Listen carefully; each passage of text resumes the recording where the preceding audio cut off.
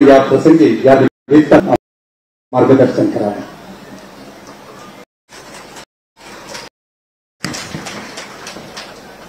राज्याचे संस्थापक छत्रपती शिवरायांना मानाचा मुजरा करतो।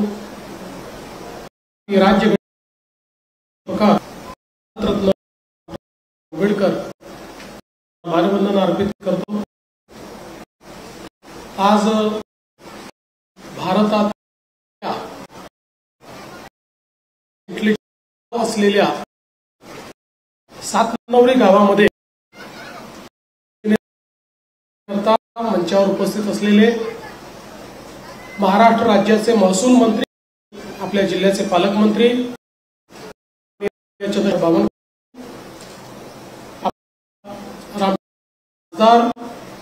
सन्माननीय श्यामकुमार बर्वे, आपल्या विभागाचे आमदार चरणसिंग ठाकूर, या ठिकाणी उपस्थित सन्मान आपले जिल्हाधिकारी निटनकर, ज्यांचा त्यांच्या मी शुभेच्छा देतो, असे आपले जिल्हा परिषदेचे सीओ विनायक महा,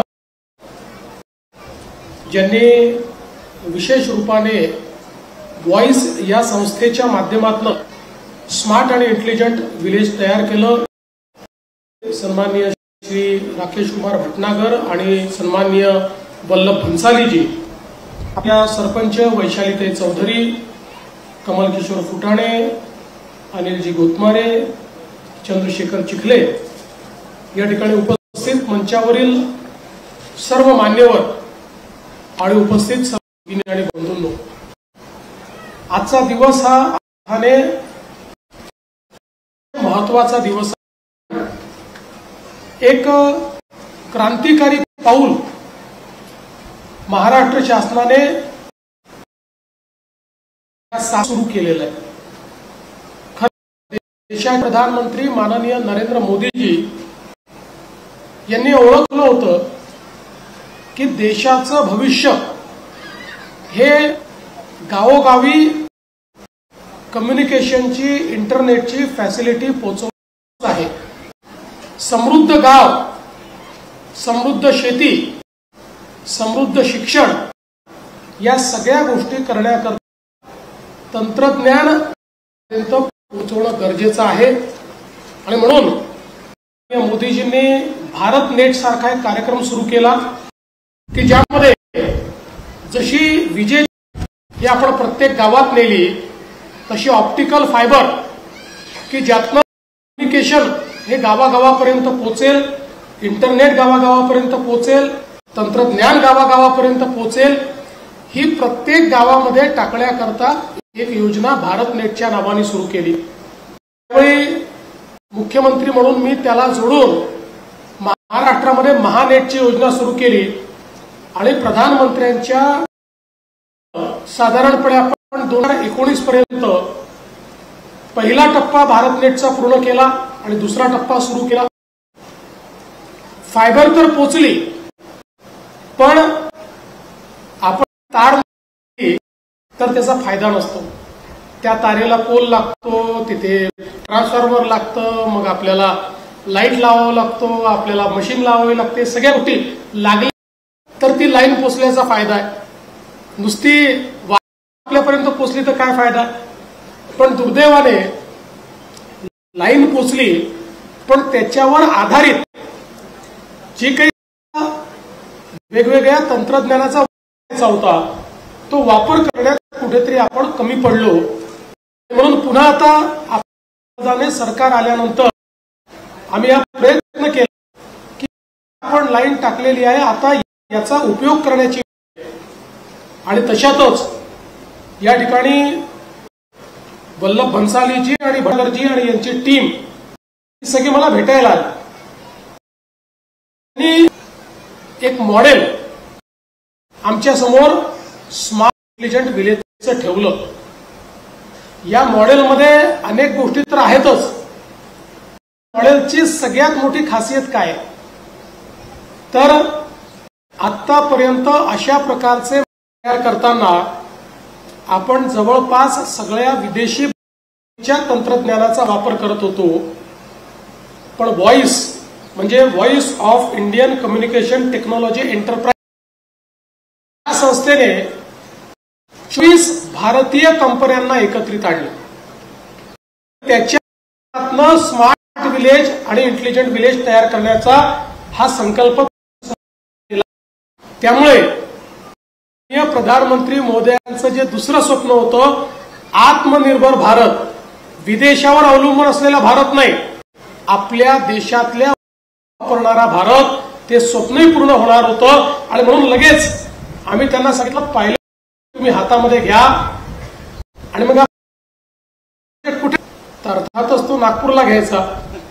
आणि मग नागपूरमध्ये कुठे घ्यायचा, तर तो सातनवरीला घ्यायचा. अशा प्रकारचा निर्णय आपण केला. वेगवेगळ्या प्रकारचे स्मार्ट इंटरव्हेन्शन होते, त्याकरता ज्या वेगवेगळ्या साईट आपल्याला पाहिजे होत्या, त्या सगळ्या सातनवरीमध्ये उपलब्ध होत्या. पाहिजे होता, शेती पाहिजे होती, शाळे पाहिजे, सगळ्या गोष्टी हव्या होत्या. त्या सगळ्या आपल्याला मिळाल्या. सातनवरीला आपण प्रोजेक्ट आता सुरू केलाय. आता या प्रोजेक्टच्या माध्यमातून खरं म्हणजे अनेक इंटरव्हेन्शन सुरू झाले. आपण मगाशी आपल्या काही शेतकऱ्यांनी जी इथे माहिती दिली, ती माहिती देखील आपण बघितली. आता मोठ्या प्रमाणात आपली जी शेती आहे, अनेक वेळा आपण म्हणतो उत्पादकता वाढली, उत्पादन झाला पाहिजे, तर शेती. आज जगामध्ये शेतमालाचे भाव कुठलं एक सरकार ठरवत नाही. जागतिक बाजारपेठ शेतमालाचे भाव ठरवते. आणि जागतिक बाजारपेठेमध्ये अनेक देशांचा जो माल येतो, त्यांची जी काही उत्पादन खर्च आहे कमी आहे. आणि तो उत्पादन खर्च कमी का आहे, तर त्यांनी तंत्रज्ञानाचा वापर केल्यामुळे सगळ्या गोष्टींची त्यांना कमतरता त्या ठिकाणी वापर त्यांना करावा लागतो. त्याच्या जो कमीत कमी वापर आहे, त्या वापरातनं जास्तीत जास्त उत्पादन हे ते सगळे मिळवतात. आणि त्यासोबत या सगळ्या शेतीमध्ये मोठ्या प्रमाणात जी काही त्या ठिकाणी कीड नियंत्रण असेल किंवा गोष्टी ज्याच्यामुळे आपली होतात, त्याचंही नियंत्रण हे तंत्रज्ञानाच्या माध्यमातून करतात. आणि त्याचा खर्च कमी आहे, त्यामुळे शेतमालाला कमी भाव असला तरी जास्त प्रॉफिट ते घेतात. आणि जगाचा शेतमालाचा भाव हा त्या ठिकाणी ते कमी करतात.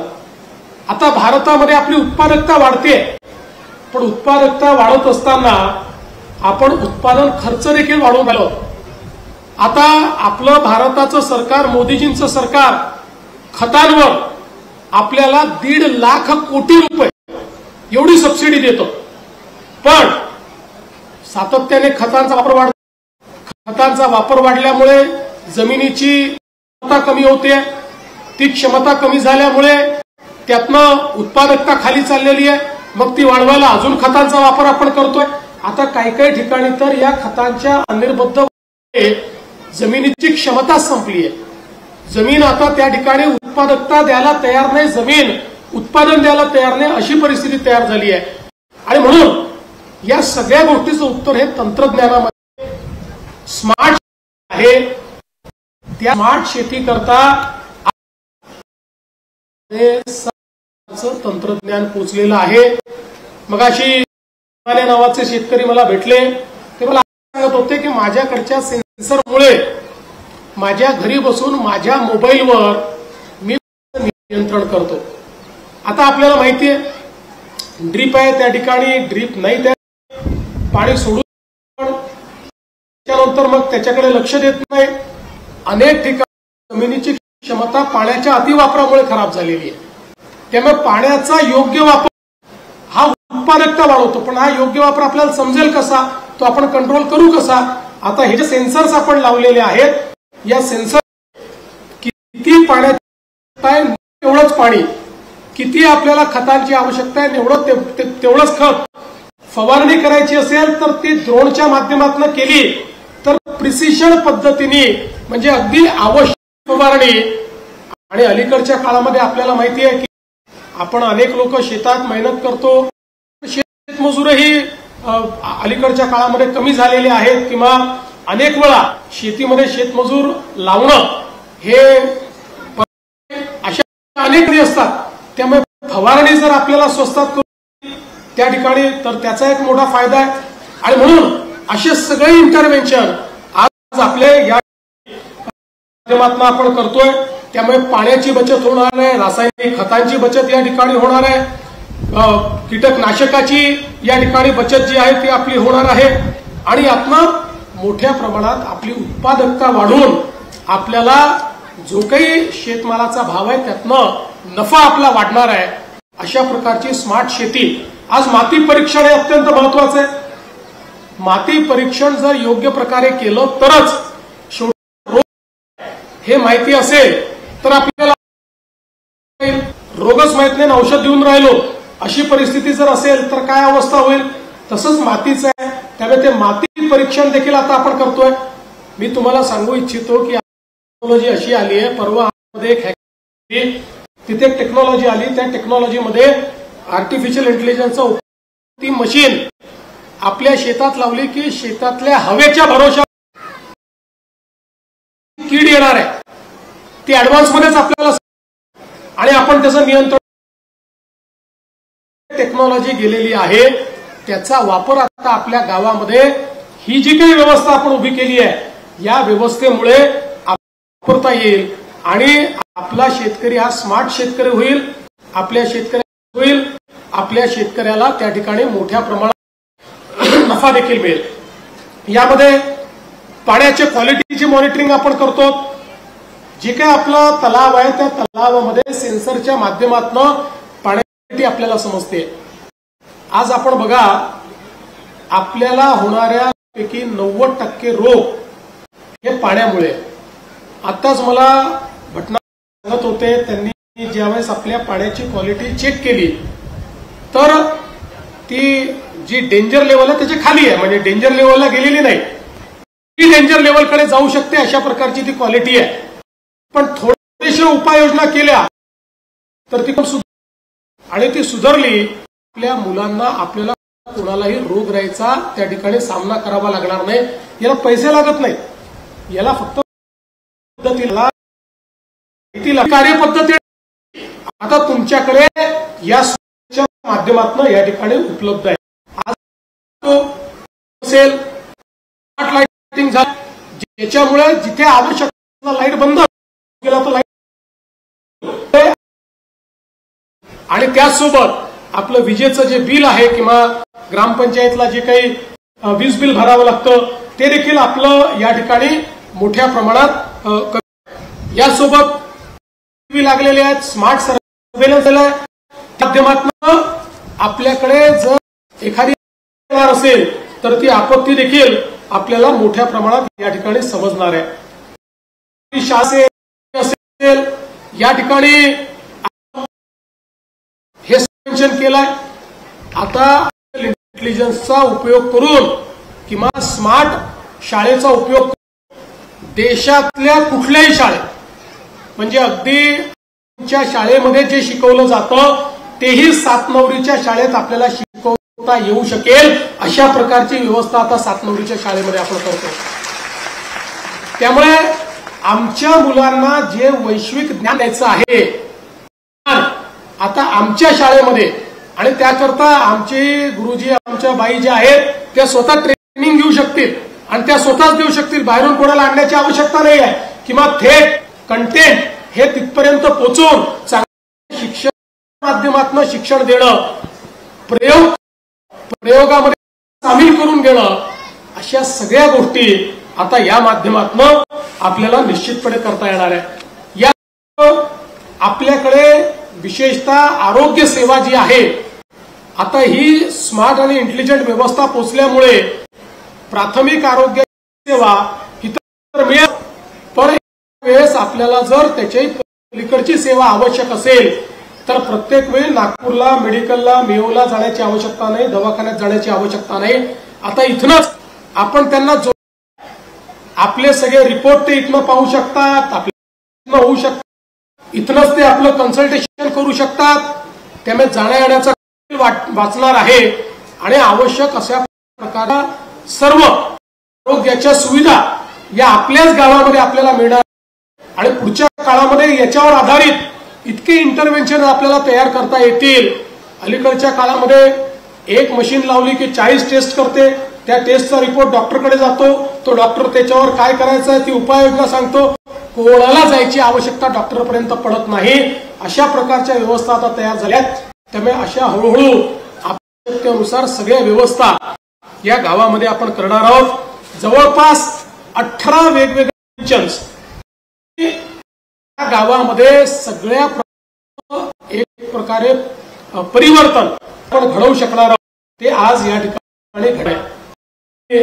ज्या प्रकारे व्हॉइसनी या ठिकाणी काम केलं गरजी आणि मैं आपका और पूरी टीम का बहुत बहुत अभिनंदन करना चाहता हूं। टीमचं अभिनंदन कमीत कमी वेळामध्ये हे ट्रान्सफर त्यांनी केलेलं आहे आणि आता सातनवरीचा हा यशस्वी प्रयोग बघून आम्ही असं ठरवलं आहे पहिल्या टप्प्यामध्ये प्रत्येक तालुक्यात नागपूरच्या तर करूच पण महाराष्ट्राच्या प्रत्येक तालुक्यामध्ये 10 गावं ही आता स्मार्ट आणि इंटेलिजंट आम्ही करू। जवळपास 3500 पेक्षा जास्त गावं ही या ठिकाणी आम्ही स्मार्ट आणि इंटेलिजंट करू आणि मग पुढच्या टप्प्यात सगळीच गावं आम्हाला ती करायची आहे।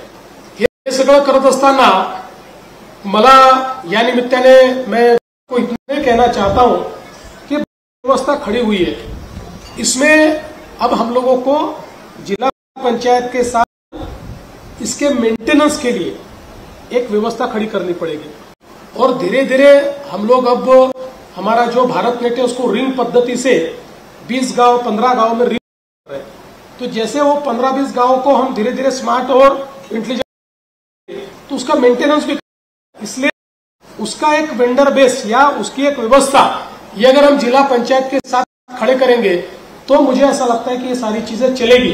अन्यथा आज उद्घाटन होगा, साल भर चलेगी, 1.25 साल चलेगी, फिर थोड़ा कुछ उसमें बिगाड़ आया तो कोई उसको देखेगा नहीं, छोड़ देगा और हम वापिस उसी स्थिति में पहुंचेंगे।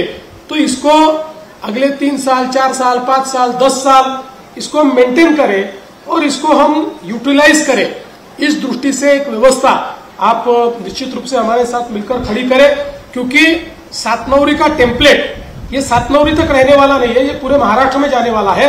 इसलिए पूरे महाराष्ट्र में इस प्रकार की व्यवस्था जो है उसको खड़ा करने का प्रयास हम लोग मिलकर करेंगे। आज खरं म्हणजे अनेक गोष्टी मला सांगायच्या आहेत, पण आजच्या कार्यक्रमाचा फोकस दूर होऊ नये म्हणून आजच्या कार्यक्रमापुरतं मी एवढंच सांगतो की सातनौरीने एक नवीन अशा प्रकारची व्यवस्था उभी केलेली आहे। ही व्यवस्था बघितल्यानंतर पुढच्या काळामध्ये लोक सातनौरीची व्यवस्था पाहायला येतील आणि आम्हाला मागणी करतील की तुम्ही अशा प्रकारची व्यवस्था आमच्या इकडे करा।